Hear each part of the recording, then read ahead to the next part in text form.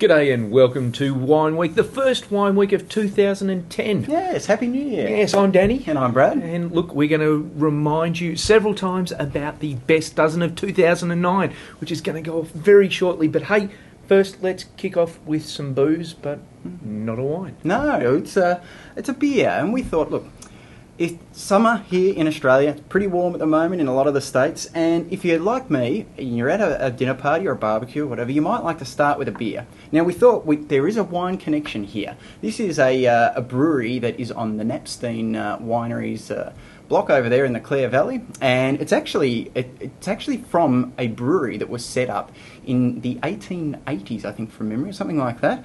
So it was fully functioning back then. Then it went out of fashion for a while. The guys at Knappstein decided to fire it up again relatively recently, and they've been brewing this beer as a premium lager for the last few years. And it caught our eye, and we thought we'll give it a try. And it's a lovely little drink. It's one of those ones where you probably wouldn't drink, six of them in a row, because let's be honest, it's probably not good for your liver, but that's also it's quite a strong, intensely flavoured beer, and it's one of those ones that it is a premium lager. You do pay a little bit of a premium. 4-pack cost us around I think $17, something like that.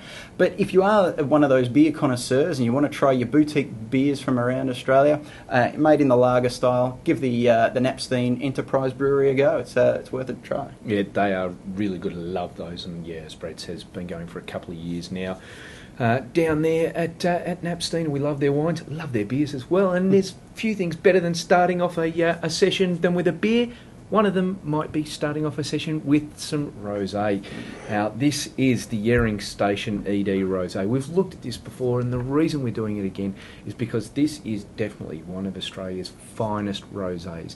Now, the ED is nominally for extra dry. Now, it isn't super dry. There is some sweetness in this, but it's extra dry in regards to a lot of rosés, because let's face it, many of them out there are like cotton candy in a bottle and are just really difficult for anybody with a reasonable palate who hasn't spent the last 10 years just drinking Bacardi breezes to get their lips around. This is not like that. It is lovely, and the ED, the dryness of it, is beautiful on the finish. So there's a little bit of sweetness on the mid palate, but once it kind of clears into the mouth and kind of dissipates a little bit, there is a lovely dry, crisp finish. Now, if you're talking about a lovely summer's day with a bit of a salad or maybe even a light pasta, that will go down an absolute treat, and that dryness means that, if there's 2-3 of you, you'll get through the entire bottle.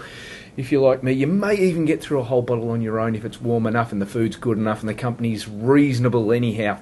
Look out for that one, the Yering Station, the ED Rosé Ripper. Yeah, and again, great thing about these rosés in Australia is the price. All of them are around the $20 mark. We picked this up for just under $20, which is actually great value. So it certainly is. Really good.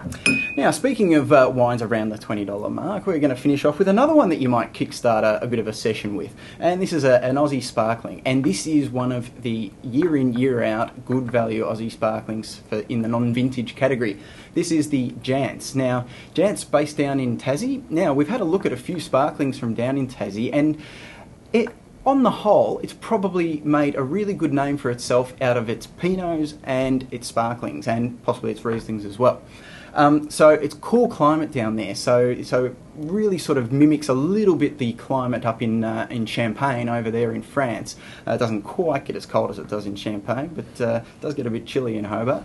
But this is from the Pipers area, and a number of the wineries around there put out some fantastic sparklings, varying price points. The Jansz, really good value. You can regularly see it discounted, in some cases well under the $20 mark, and when you do, it's one of those ones. Buy up half a dozen, because if you're having a barbecue and a few of the ladies are coming around, you can do a hell of a lot worse than picking up the Jansz from down in Tassie. Yeah, certainly it's a tough one to beat at around about the $20 mark. There's lots worse out there at the same sort of price, so keep an eye out for that one. Anyhow, last thing we got to talk about before we run away for this week is the best dozen of 2009. Yeah, that's right. Now, for people who are already subscribers to our emails and Twitter followers and all that sort of stuff, you're already in the draw to win. But tell your friends, you can get extra entries in the draw, and Make sure that you're following us on Facebook as well, because that's another way that you'll get yourself in the running to win one of those complete sets of the best dozen wines of 2009, including absolute rippers like the Shaw and Smith and the Giaconda amongst them. Anyhow, that's it for this week. We'll see you all again next week, and hope you enjoy starting things off. Happy New Year.